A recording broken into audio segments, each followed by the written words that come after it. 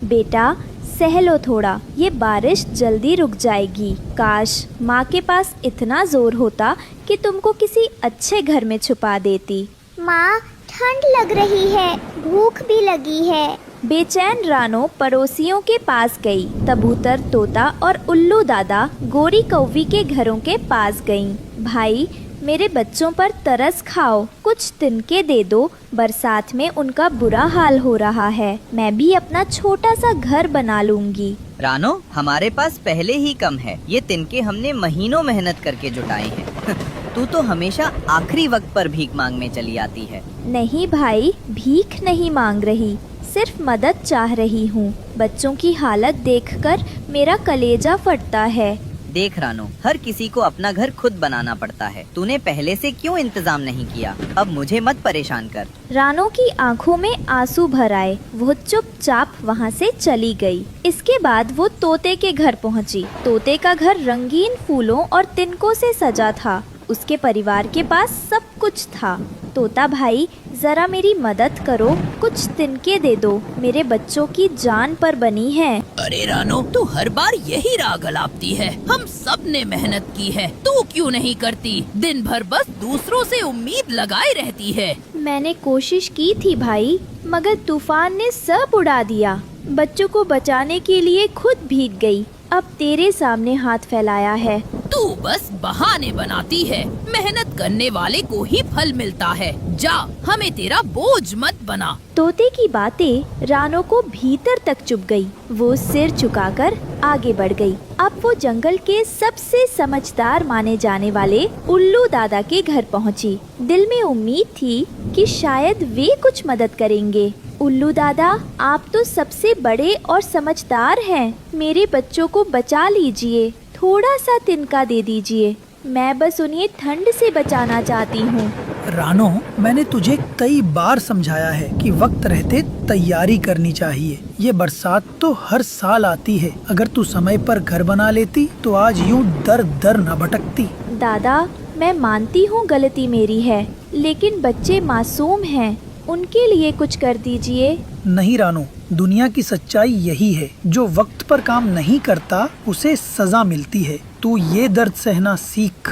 रानो के पंख भारी हो गए। उसने सोचा था दादा रहम करेंगे, पर वहाँ भी ठुकरा दी गई। थकी टूटी हुई रानो अब आखिरी उम्मीद लेकर गोरी कोवी के घर पहुंची। गोरी कोवी के घर में रोशनी थी। गोरी बहन, मेरे बच्चों पर दया करो, बस कुछ तिनके दे दो। मैंने तो अब सब दरवाजे खटखटा लिए। अगर तू मदद कर देगी तो मेरे बच्चे बच जाएंगे। अरे वाह, आ गई मैडम, बंद करो ये रोना धोना। नहीं बहन, इस बार मामला बहुत अलग है। बच्चों की जान पर बनी है। जा रानो, अपने बच्चों के साथ कहीं छुप जा। हमें अपनी खुशियाँ क्यों बिगाड़नी? तू गरीब है, गरीब ही रहेगी। ये शब्द सुनकर रानो का दिल चकनाचूर हो गया। वह भारी कदमों से लौट आई। आसमान से पानी की बौछारें गिर रही थीं, मानो खुदा भी उसकी बेबसी पर रो रहा था। इसी बीच जंगल का सबसे चालाक और लालची पक्षी कालू कौआ रानो का मजाक उड़ाने आ पहुंचा। अरे रानो, तेरे तो हाल बुरे हैं। बच्चे ठंड से मर ही जाएंगे। एक काम कर, मेरे लिए थोड़ा दाना चुगलाया कर। मैं तुझे अपने घोंसले में बैठने दूंगा। कालू, तू मेरे दुख का मजाक मत उड़ा। भगवान देख रहा है सब। अगले दिन रानो जंगल में अकेली भटक रही थी। हर जगह पानी भरा था। हे मालिक, अगर तेरे घर में दया है तो मेरे बच्चों को एक आसरा दे दे। तभी रानो को एक पुराना गुलाब का पौधा दिखा। उसकी जड़ें हल्की हल्की चमक रही थी।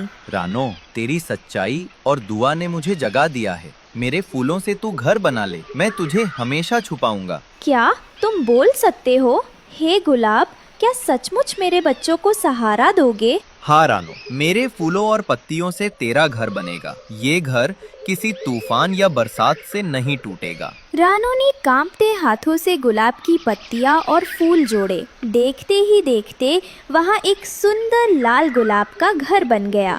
रानो अपने बच्चों को वहाँ लाई और उसमें जाकर राहत की सांस ली। माँ, कितना सुंदर घर है, इसमें खुशबू भी है और गर्माहट भी। ये घर मेरी मेहनत नहीं, खुदा की दुआ और गुलाब का करम है। गुलाब के घर की खबर जंगल में फैल गई। कालू कौवा गुस्से से जलने लगा। ये गरीब रानो अब गुलाब के घर में रहती है, सब उसे इज्जत दे रही हैं। ये बर्दाश्त नहीं होगा, ये घर तो मेरा होना चाहिए। एक रात कालू कौवा चुपके से गुलाब के घर के पास आया और कांटों को तोड़ने लगा, लेकिन जैसे ही उसने हाथ लगाया गुलाब के कांटे चुभ गए और उसके पंख से खून निकल पड़ा। आह, ये कांटे! ये घर तो किसी किले से कम नहीं। रानो ने सब देखा मगर उसने बदला नहीं लिया। हे भगवान, इसे भी सही राह दिखा दे, मेरे बच्चों को अब डर से दूर रख। धीरे धीरे बाकी पक्षी भी रानो के पास आने लगे। उन्हें एहसास हुआ कि असली अमीरी सोने चांदी में नहीं बल्कि सच्चाई और दुआओं में है। रानो बहन, हमने तुझे अकेला छोड़ा पर तू नेक निकली, हमें माफ कर दो। भाई बहन, जब इंसान टूटा होता है तभी असली रिश्ते याद आते हैं। मैं सब भूल गई। आओ इस गुलाब के घर में सब मिलकर रहें। कालू कौवा अकेला रह गया। उसकी चालाकी उसे और गिराती रही। जंगल ने उसे ठुकरा दिया। काश मैं भी नेक बन जाता तो आज सब मेरा साथ देते। सच्चाई और सब्र का फल हमेशा मीठा होता है। मेरे बच्चों, याद रखना, भगवान देर करता है पर अंधेर नहीं। और इस तरह रानो चिड़िया का गुलाब का घर जंगल में उम्मीद, प्यार और दुआओं का घर बन गया।